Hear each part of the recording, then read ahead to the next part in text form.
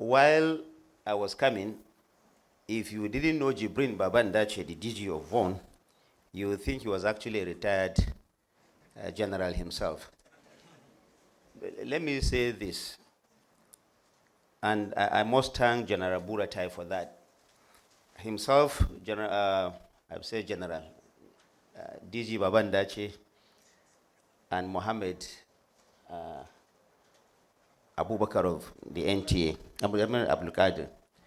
If you remember, when General Kuka Sheka, General Buratai were still in service, these gentlemen were almost permanently embedded with Nigerian armed forces in their war against insurgency at the height of that crisis in the northeast. So Jibrin Babandache, I must say, is one of the most experienced media professionals reporting the Nigerian armed forces in this country. And so the fact that you are seeing so many of the generals here, both serving and retired, is an indication of how much he truly embedded with them, both in and out of service. The president of the Nigerian Institute of Public Relations, Dr. Neliaku, I'm lucky that today you are not speaking before me, because when you listen to Dr. Neliaku, you feel that we should all go home. Thank you for what you are doing for the NIPR and for our country.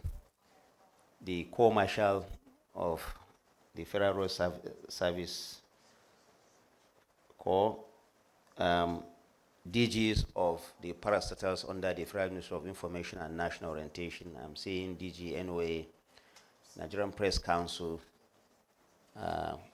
ARCON, and many of you who are here, and representative, of course, of the DG NTA.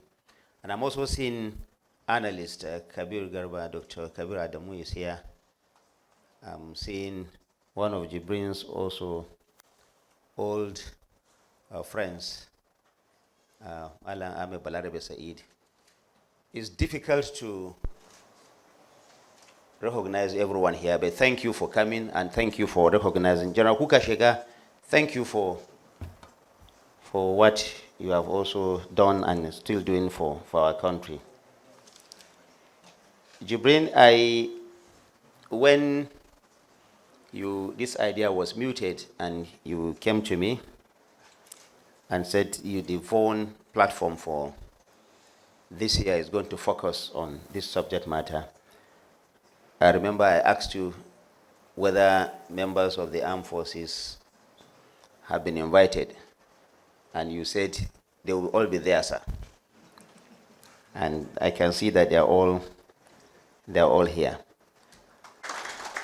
Before I begin my address, I want to all of us for just a minute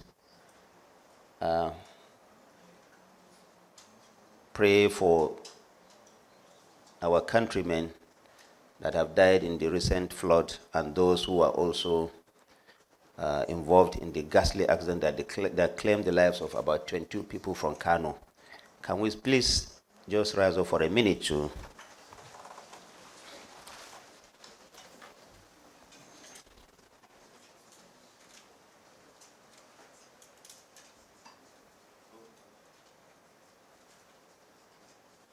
may the souls of the departed rest in peace. Thank you very much.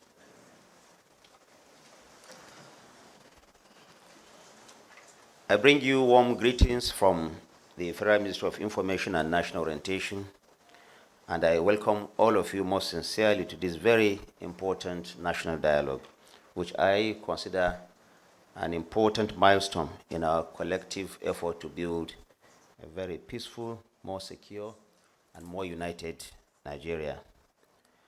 Today, we stand at the confluence of purpose and possibility under the theme Renewed Hope Agenda, Citizens' Engagement and National Security. This high-level forum is more than a policy conversation. It is a call to action, and that is why I felt happy when we were reminded here that this is not an avenue for lamentation, but actually a platform for us to galvanize each other towards a positive action in the interest of our fatherland. It is a space that Voice of Nigeria has deliberately initiated for open dialogue, collaboration, and strategic reflection. A platform where policy voices and the voice of the ordinary Nigerian can harmonize into a national chorus of unity, understanding, and resilience. I am delighted at the patriotic initiative of the Voice of Nigeria under the able leadership of its Director General, Malam Jibrin Baba Ndachi. VON was established about 60 years ago, and for many people, they don't know what VON stands for this country. VON is actually, in simple terms, our own equivalent of Voice of America. It is that platform that we have that sells our country to the external world. And I'm glad that this is being deepened, and I know that the DG is working hard to broadcast in the Chinese language. He just recently returned from China to conclude that conversation.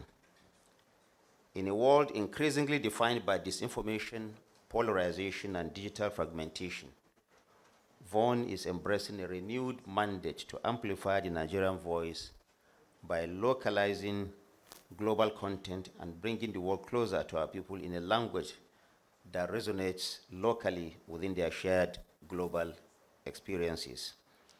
VON is also internationalizing the Nigerian experience by projecting our stories, values, achievements, and aspirations to the world with clarity, with consistency, and with pride. And this is really very important. And let me pause here to remind our colleagues, members of Nigerian media, that yes, it is important that the media say what is true and what is accurate, but it is also very important to know that they are doing that within this context called Nigeria. You must report responsibly, patriotically, and in the interest at all times of our country. Your media responsibility and role comes to nothing if what you report only ends in fragmenting and putting this country into chaos. So even as you report, you must know that you have a responsibility to keep this country together by saying what you know will promote unity and not division amongst our people. Distinguished ladies and gentlemen, just last week, we commenced the second anniversary of the Tinubu administration with ample proof of its monumental positive impact, creating room for prosperity and progress. Indeed, no government, and I dare to say, no government has ever achieved what the Tinubu administration has achieved in the last 2 years. If you are in doubt, please check all the successes that the Tinubu administration has been able to achieve in just 2 years. And this is just at its midpoint of the first 4-year mandate in the first instance. First, the courage that the Tinubu administration has had to vanquish the monster called oil subsidy and the forex racket, and then the massive investment in road infrastructure. We have seen that the president only a few days ago commissioned the first part of the 30-kilometer Lagos-Calabar coastal highway. I heard someone say, why are you commissioning only the first 30 kilometers? I said, because there is 30 kilometers to be commissioned. Before now, there was 0 kilometer. So if you are commissioning the first 30, we know that by next year we'll commission probably half of the entire stretch of that road. This is not just the Lagos Calabar coastal highway. We're also talking about the Sokoto Badagry, which, by the way, is traversing about 17 states down to the south. And it's not just a road connecting people. It is also a statement of our unity. Once you build infrastructure such as roads, you are also connecting people, bringing them together. And mind you, we are being told that about 73 dams coming along that corridor. Now, this is an opportunity for power generation, for agriculture, and the whole purpose is that there will now be job creation for our people. I thought you will clap for that one. Thank you very much. There is an unprecedented student loan scheme, the Consumer Credit Corporation, the Presidential CNG Initiative, the tax reform bills, and many more. We can spend the whole day here enumerating the successes of the Tinubu administration. Of course, we know that we've had a very rough start, but like the president himself has said, Nigeria is indeed turning the corner with all the challenges that we know that we have. And the president has never shied away from that. There's never a time when the president or anybody in the administration has said it has never been challenging. It has indeed been challenging. But after that challenge, we're seeing that Nigeria is indeed looking up. We're turning the corner. The president is gradually but consistently and patriotically navigating the ship of state towards the prosperity that he has promised Nigerians. After that very stormy start about 2 years ago, we are seeing that food prices are falling. And someone reminded me that food prices are falling and we hope that farmers will not be thrown out of the market. I said, well, when the prices were going up, you said Nigerians were going to be thrown out of their country. Now food prices are falling, but they are falling responsibly. It is being managed by the Federal Ministry of Agriculture and Food Security to ensure that our farmers remain in business. But nobody wants to see food prices go up anywhere in the world. After a stormy start, food prices are falling, even as we are stemming the tide of insecurity, while the impact of governance is, for the first time in decades, making a new headway through the local government autonomy, the establishment of regional commissions for every part of the country. And this very important one, the creation of the Ministry of Livestock Development to unlock the hitherto ignored potential in the Nigerian agricultural sector. A new study has shown that once the livestock sector is fully optimized, Nigeria can take in about 33 trillion naira in investment.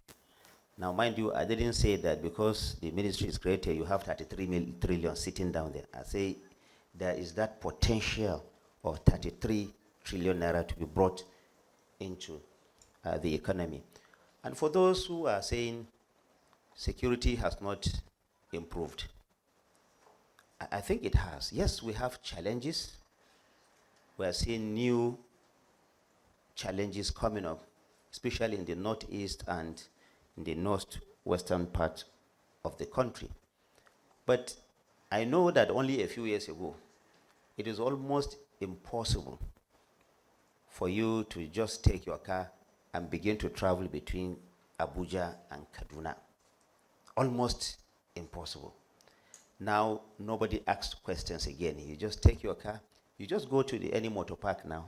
You can join any passenger vehicle and go to Kaduna, or you go to the train station and go to Kaduna. People simply have forgotten that only a few years ago that was extremely challenging. Now, this is not to say that it is Uhuru yet. We are not saying that the security situation in the country has been fully resolved. Certainly not. But there is a clear indication that there is progression in the management of our security system. And for the first time, more in a long time, we are seeing a heightened coordination between all members of the security forces to ensure that all of us can sleep in our houses. We know that there are challenges, but we must appreciate Nigerian Armed Forces, the security agencies, for the work that they do. It is only in this country where when you tune the radio, what you hear is what the military has not done. I think it is important for us to highlight what the military and the Nigerian armed forces and security agencies are also doing. Mind you, these are your brothers, these are your uncles, these are your sons and your daughters doing this work. They pay the supreme price almost every day. That shouldn't go unnoticed. It is high time that we begin to report what the Nigerian armed forces and Nigerian security agents are doing with a deep sense of patriotism. These are people who have signed to pay the supreme price so that all of us can live. I wonder when we salute or we encourage these criminal elements by flashing them on the pages of our newspapers, giving them headlines, reporting what they have done in a hurry. I think it is important that you should not play into the hands of these terrorists and criminal elements. They are what they are. They are criminals. They are there to destroy our country. We must not give them the space to do that. And if you're not careful, you fall into that. There's nothing that a terrorist requires than propaganda. The Nigerian media must deny them the space to operate so that our gallant military officers and other security agencies can fight them so that all of us will have a better future for our country. In conclusion, let me once again salute the leadership of Voice of Nigeria and all our partners for convening this important forum. To every stakeholder here today, thank you for your presence, thank you for your voice, and thank you for your vision. I encourage us to live here with more ideas. Let us live with commitment, a renewed commitment to truth in our media institutions, and also a renewed commitment to the equity in our policies, to transparency in our governance, and to compassion in our community. By so doing, together, we will build a stronger, safer, and a more united Nigeria that we will indeed hand over, like the president always quotes, that very important line in our national anthem, handing to our children a banner without stain. Thank you very much.